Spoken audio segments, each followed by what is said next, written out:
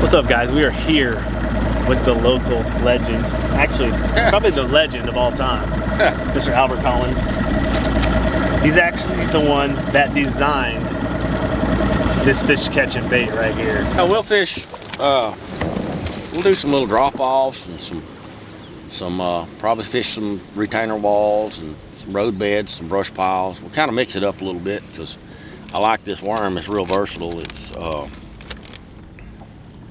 fish just about any situation, and to me it's a really natural looking. Looks more like an eel or something in the water than a lot of the worms do, you know. And so yeah, we're just gonna mess around and hopefully have fun. Yeah, no, so for the first time I was able to film this thing underwater, and I know you saw that footage. Oh, yeah, and it's like just remarkable. Yeah, you don't think, like, you wouldn't think, let me get one of these out. Yeah. You wouldn't think just by looking at this thing that it would have the action, but whenever I was designing this worm, what I wanted was, most worms have more body, you know, and a lot less tail, and I wanted the tail that would get that, you know, get a kind of a flowing motion to it, and then when you stop at that tail, it does some crazy stuff. Yeah, it's wild. It's pretty awesome. Yeah, if you hadn't seen the video on that worm, you need to go to 6th Sense and look at the video, because it's pretty amazing what it'll actually do. Yeah, so how would you rig this worm?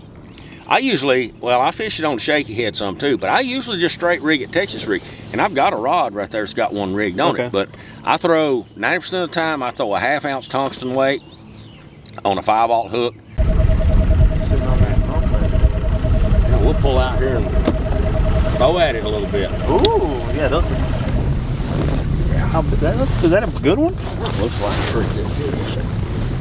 Big one right here. I'm gonna watch Albert catch an 8-pounder. Oh. Oh. It ain't a world record, but hey.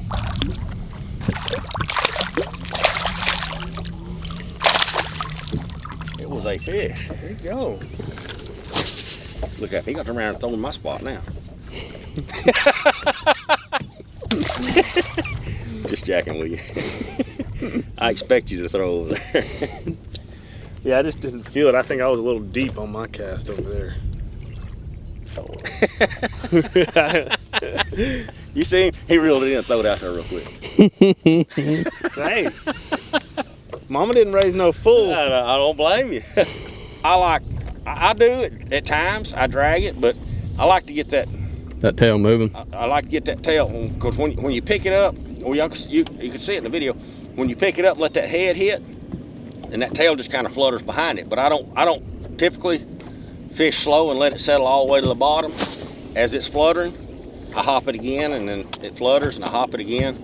And I try to keep action in it all the time. You know, and anything you fish, the more you move it, the more action you got. It's a 7.6 extra heavy. Okay.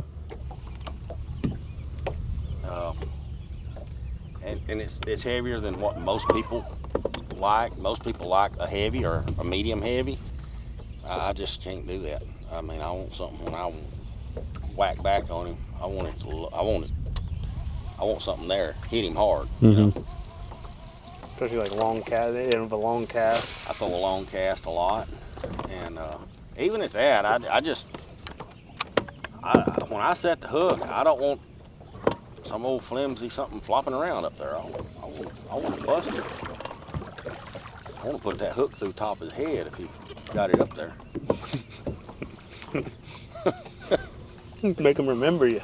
We was fishing the bushes in the springtime, and I told him, I said, man, there's a row of bushes and some open spot. I said, I know there's a fish back there, but there ain't no way I get him out. And he stopped. He said, son, let me tell you right now, He said, if you don't get him on, you're not gonna get him out. Mm-hmm. He said, you throw back there, and if you get him on, then we'll worry about getting him out.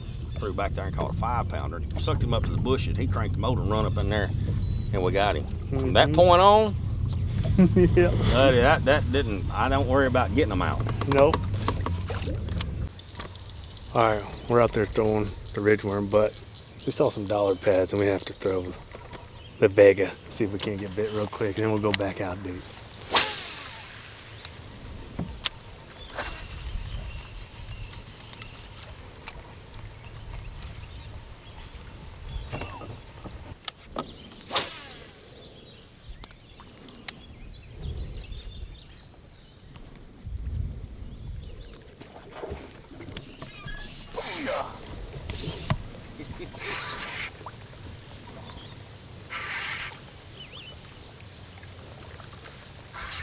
That didn't take long.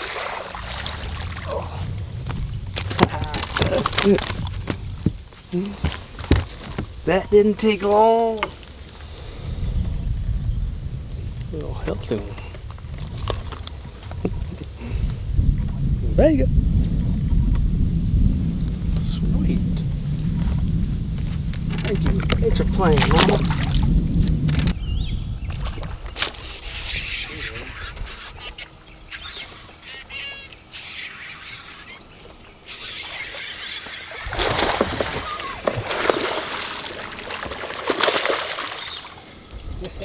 It's a little better.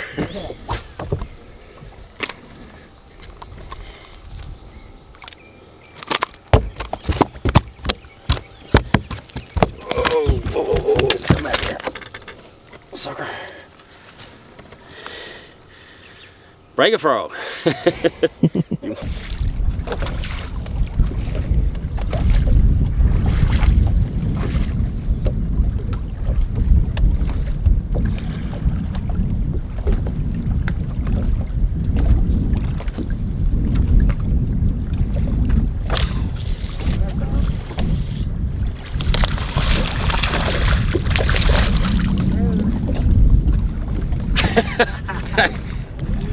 I'm surprised that might not be the only one there.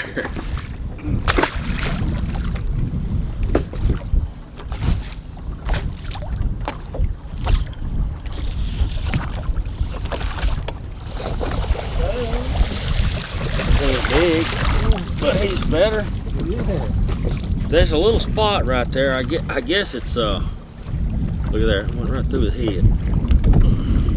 I guess it's a little hard spot right there or something. I ain't real sure, but you can feel it.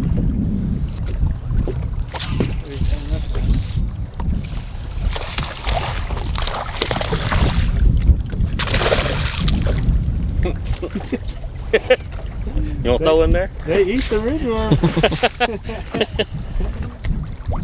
No, you're doing good. You need to go over here in the outskirts and try to catch that. You got to be quick on the draw with them, though. Sorry, I didn't have time. You're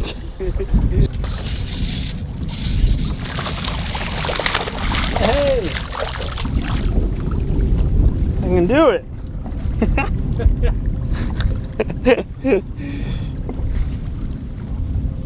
Oh, whoa. Whoa, don't hook yourself, don't hook yourself. Guy had an appetite. We're about as big as he is. Thanks for playing, bud. Funny though, I felt it right there. Felt some hard stuff there? Mhm. Yeah. When you feel that bottom, that tick, tick, tick, tick on that bottom, then that's the spot. I've had guys ask me when I'm fishing my worm, man, don't you ever let it sit still? Why do I want to let it sit still? I don't. They hit something moving. Yeah, You know, if they hungry, they'll get it. exactly. I can't dead stick. That drives me bananas.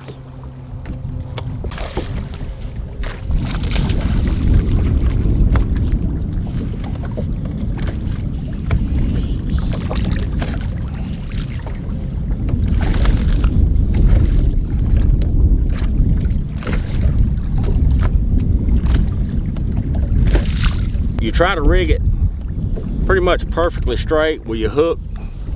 With your hook as close to the center as you can get it.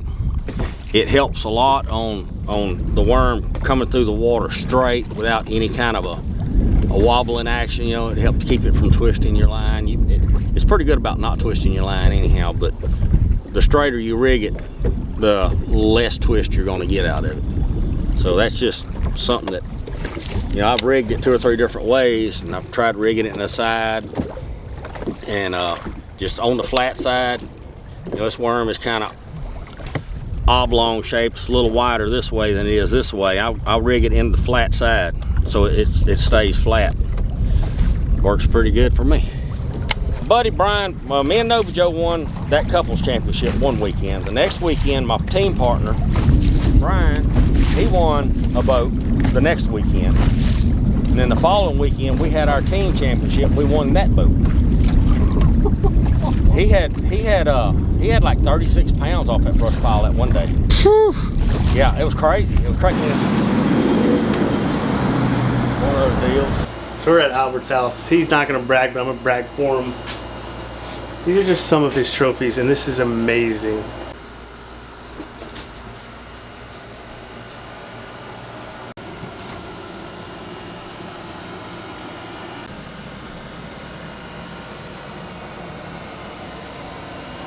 Stuff right there, and then my classic deal and stuff over there. Yeah.